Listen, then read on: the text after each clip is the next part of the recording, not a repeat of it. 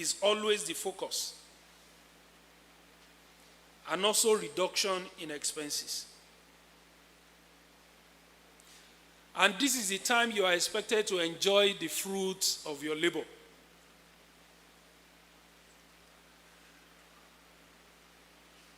The path to financial security and freedom. What are the basic principles that you are to live? That is the first thing.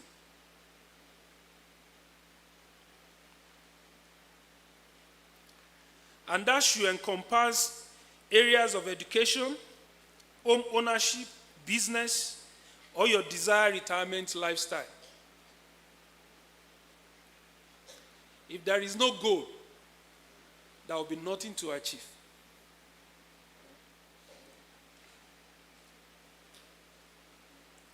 The next is budget and save effectively. You know, this last week, we rolled out a survey, and about 96 of us responded to that survey. Of course, I will discuss some of the results.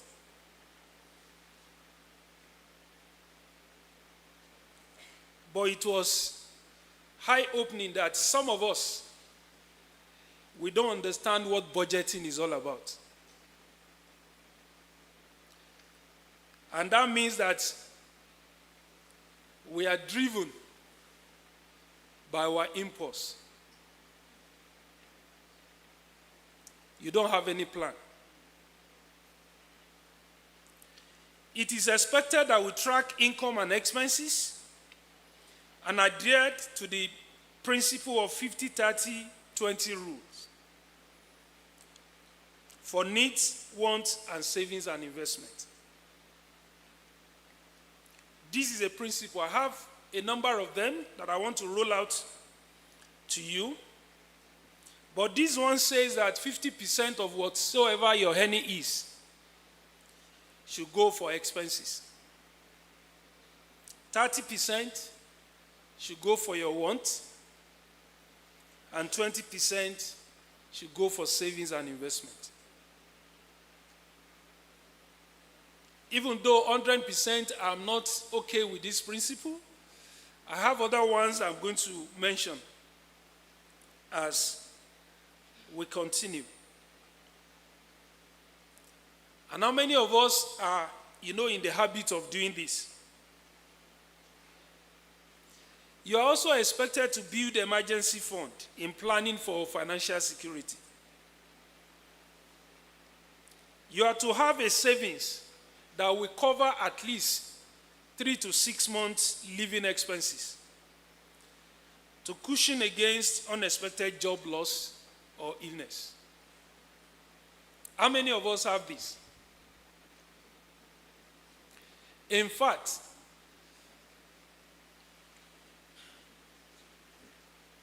you should be able to get to a position that even if you lose your job today, for the next 1 or 2 years, if you are not able to get anything doing, your life or your living should not change from the way it was before you lost the job.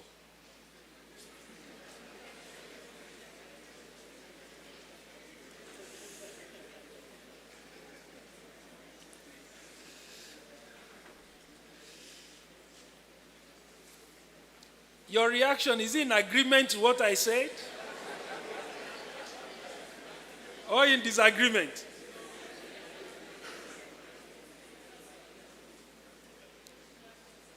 We are talking about financial security and planning for retirement.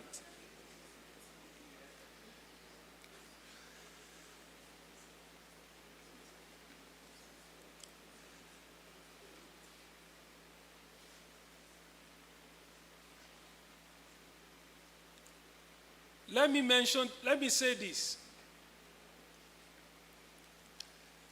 We learned this as a financial analyst, that every income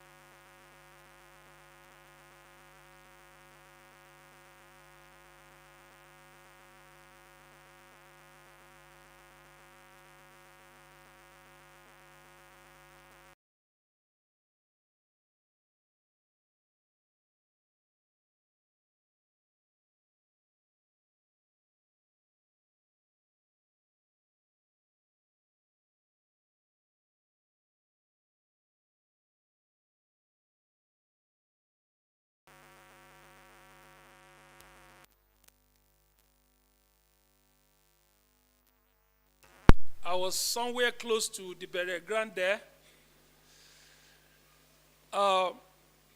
And there was a burial that was ongoing. And after the burial, where we were seated, we just had some people, like arguing and talking. A vehicle was about to move, and then the woman just rushed at the vehicle, possibly wanted to attack somebody there. And that lasted for some times. The person that has gone has already been buried. And we were asking questions. What could have called for this?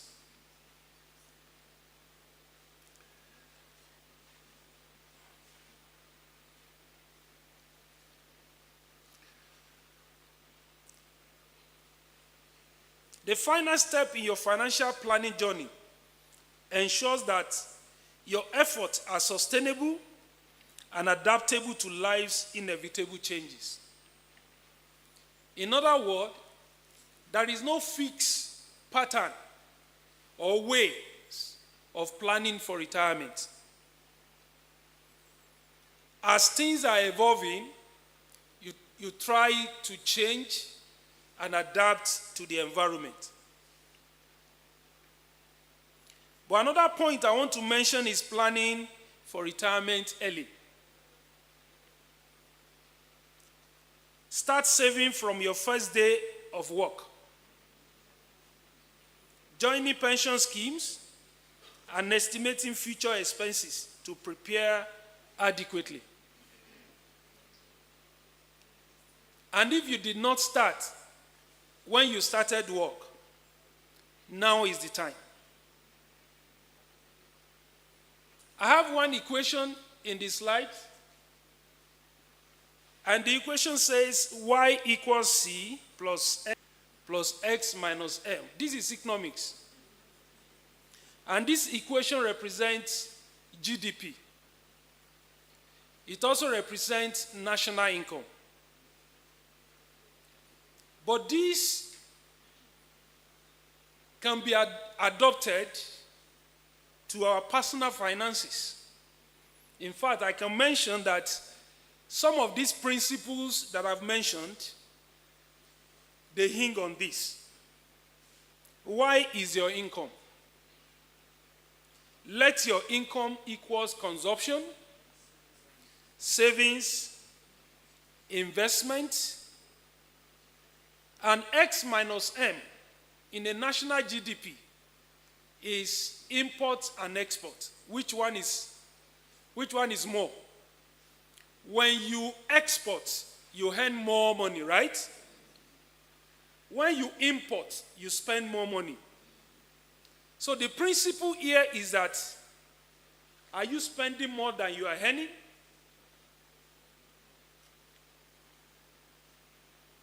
The moment your income is not enough to take care of your costs, and you are forced to borrow, you are forced to buy on credit, then you are spending more than you are earning.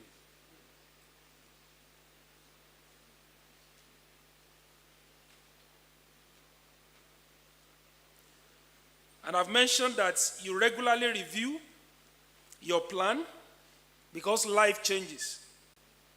You update your financial plan every few years to account for shifts in income, family size, and inflation. Now, I want us to look at some Bible principles. So beyond those basics that we've discussed, Proverbs 21 verse 20. The wise store up choice food and olive oil, but fools gulp theirs down.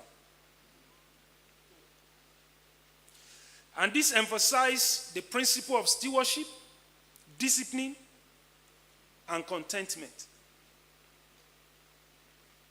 So, are you the wise or the fools? Avoiding scams.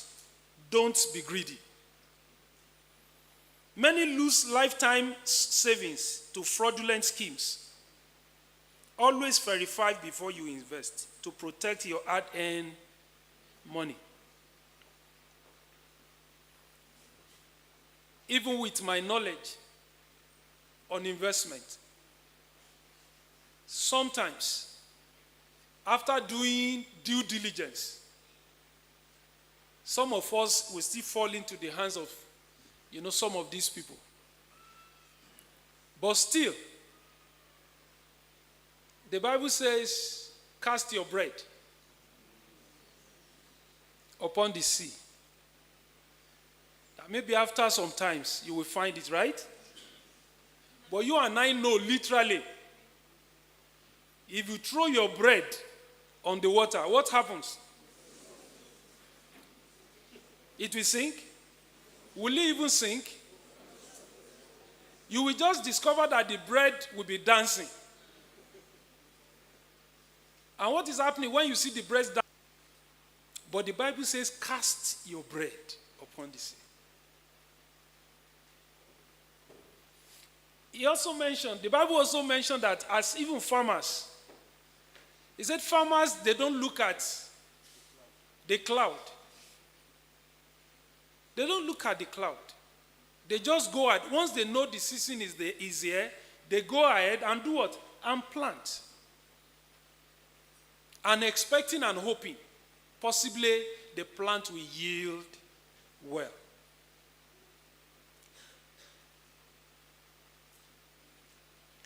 And also I have this advice here, that parents should not only prepare for themselves, but also to set an example and establish a strong financial foundation for their children. I think this is one of the legacy that we can leave behind for our children.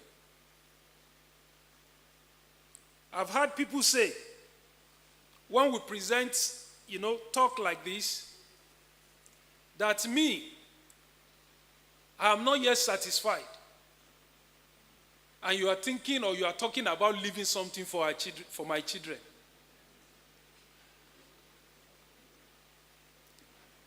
I think it's a good legacy you can leave behind.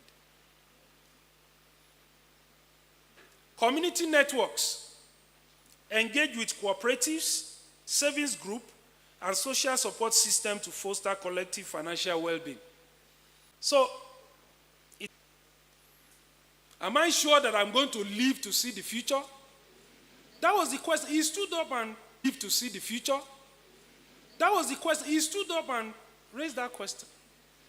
And my response to him was that, do you think of leaving a legacy for some people? If you are not even going to reach that future, you can leave a legacy. But it's a probability. Because none of us has ever been there. What if you live to see the future?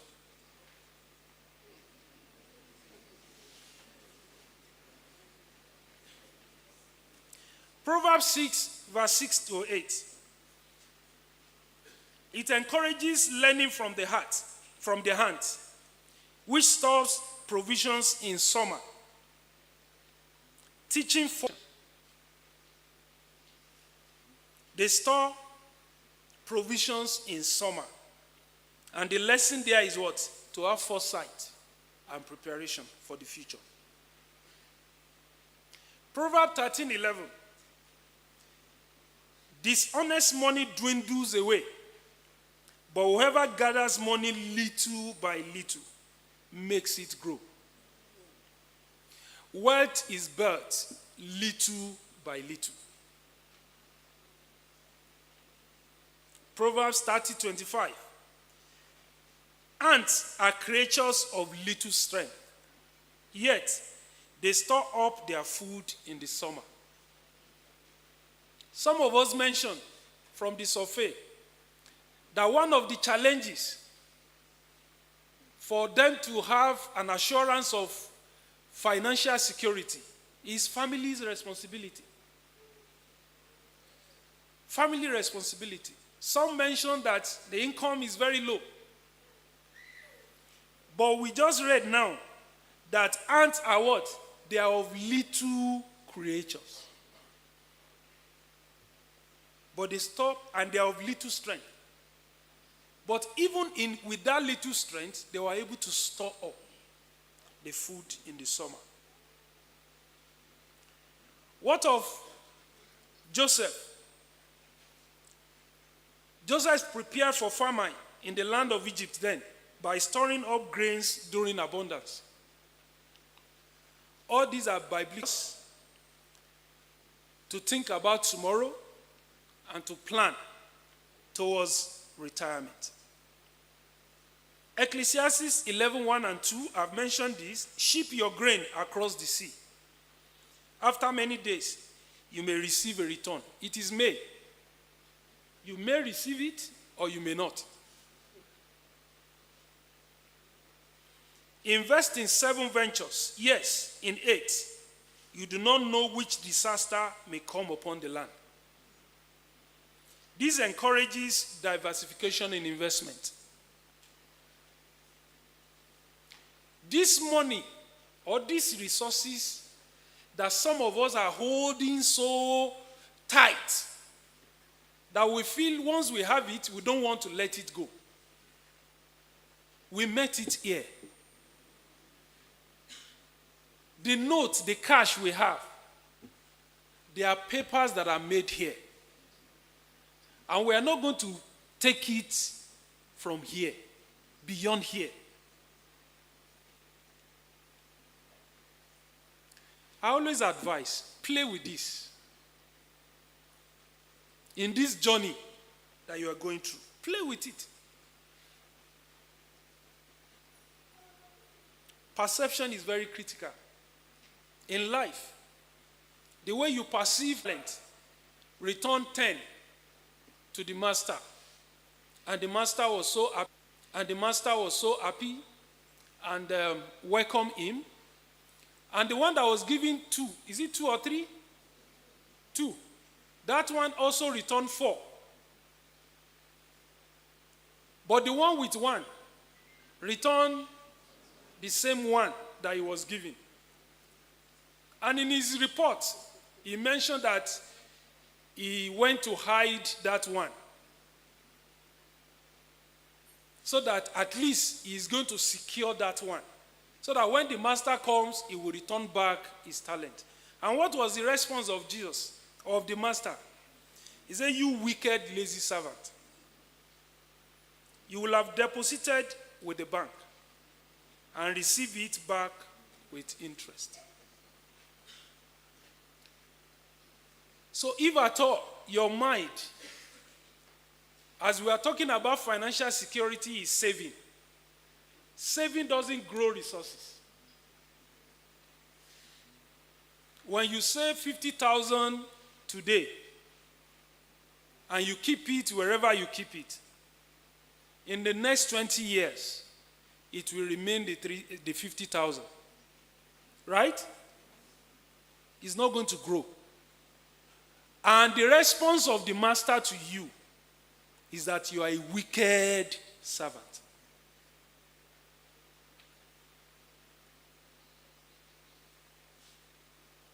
And this wickedness is not even to the master, it's to yourself.